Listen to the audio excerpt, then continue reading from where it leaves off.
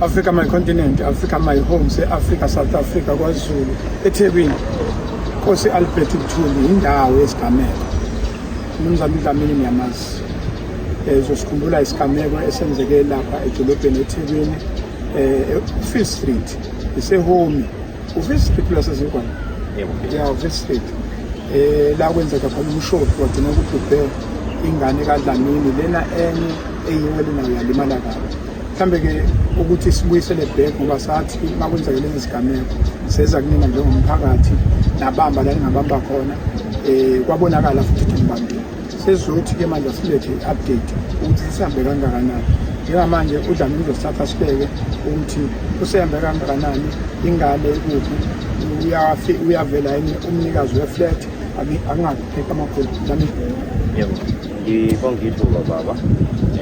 Ngosodabeni lengane, ingane iyalulama kakhulu njengenga-update na-Facebook wami ukuthi isiphapheme ngokugcwele. Isakhona esibhedlela, odokotela basabhizi nayo. Ibingakakhulumi ngezizathu ezithile, kodwa sekufika la ukuthi ikwazi ukukhuluma khona, kodwa siyakwazi ukukhuluma nayo ngama-sign language yakhe. So konke kuhamba kahle ngasenganeni, sinethemba elikhulu. Siyabonga kakhulu i-support, sibonge futhi nasesibhedlela, onesi, odokotela, nako wonke umuntu osilekelelayo. Siyabonga kakhulu. Mhlambe i-ICU ucishe yahlala isikhathi esiphelisiwe nini?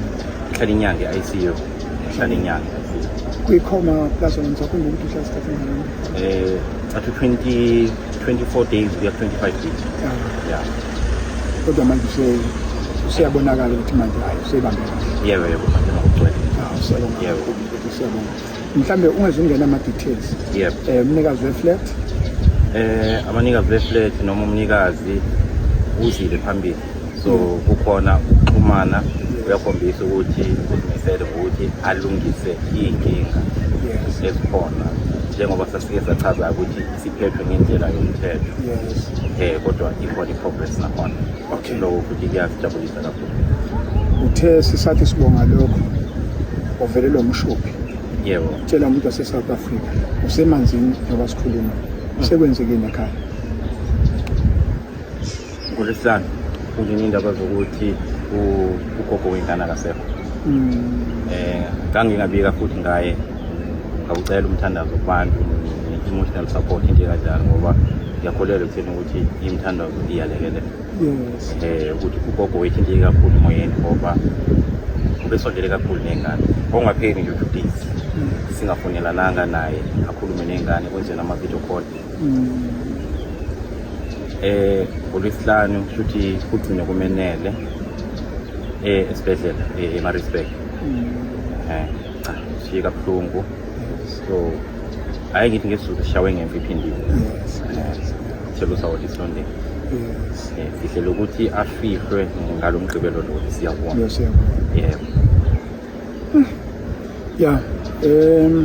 Usenalo ama-banking details ngoba ukhona omunye umuntu isimo kusona noma ngabe ubu-afford umuntu mayinikela noma idonate sengadonateli ukuthi awunalutho, kodwa usuke ethi nami nje ukukhalisa. Usenalo ama-banking details, usenalo yanami, usengabanikeza abantu?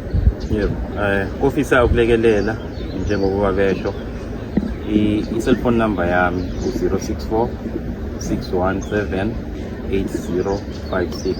Liphinde u-064 617 8056. And ama-banking details akusakhumbuleki kahle ngoba kunika usemqondweni. Manje so i-banking detail, i-account u-Capitec, i-number ithi 12997 55575. Ngiphinde 12997 5575. Ngiyabonga kakhulu. Africa my continent, ngiyalwazi ukuthi abayibambe khona, fihla ihlazo kamakhelwane wakho. Ilokhu nje sikwenza ukuthi uma singambambisa namanje nambambisa kulokhu namanje ake siphinde futhi sibambe ekuqini. I thank you. Ngiyabonga kakhulu.